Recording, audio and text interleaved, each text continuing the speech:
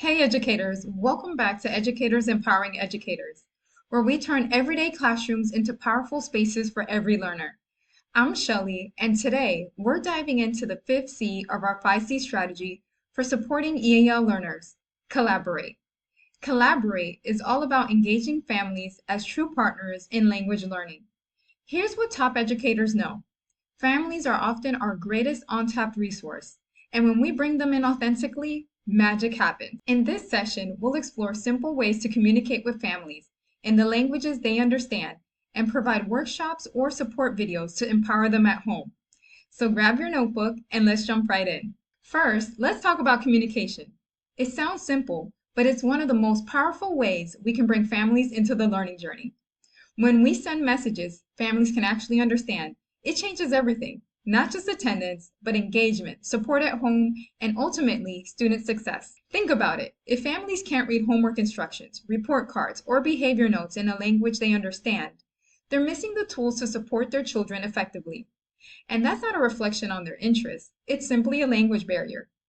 Translating key communications, whether through apps like Talking Points, Google Translate, or using staff interpreters, ensures families are not left in the dark.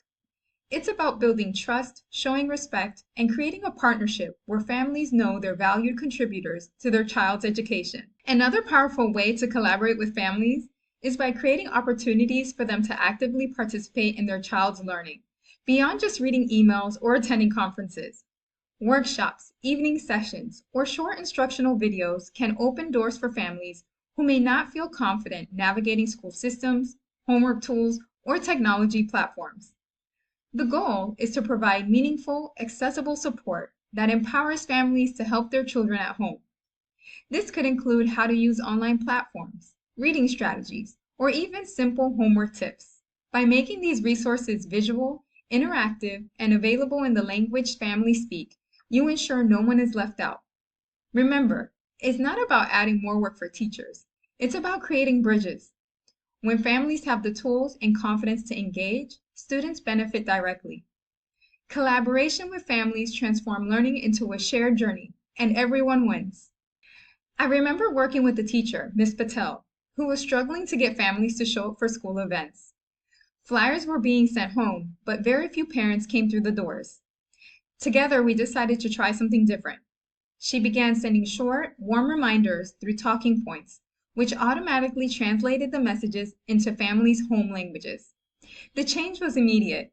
Parents started replying with questions, RSVPs, even thank you notes. Within weeks, attendance at school events had more than tripled. But even more powerful, families began asking how they could support learning at home. It showed us that the barrier wasn't interest, it was access. Once communication became clear and personal, families leaned in. Here are a few practical strategies you can implement tomorrow. Tip number 1, use translation tools consistently and pick one method you can stick with. Consistency beats perfection. Tip number 2, involve bilingual staff or trusted community members. It builds trust and credibility. Tip number 3, keep communication warm, clear, and free of educational jargon. Think friendly neighbor, not college professor. Small tweaks like these can completely change the homeschool partnership. Let's pause and bring it all together. We started with the big idea. Families aren't just spectators, they're partners in learning. When we communicate in the languages they understand, we open the door. When we create workshops or simple videos, we hand them the tools. The story of Ms. Patel showed us how a small shift in communication, like using talk points, can triple family engagement. And the 3 practical tips?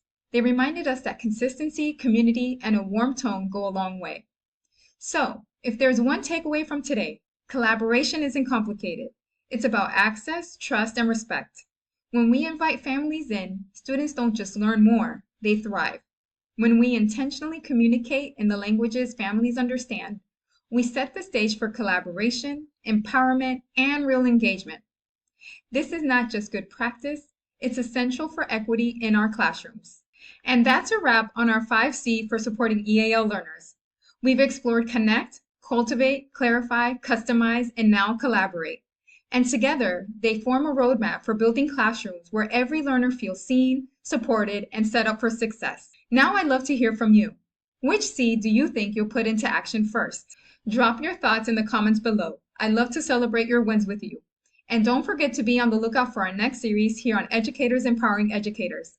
Until then, keep doing the incredible work you do every day. We all win when families, students, and educators walk this journey together.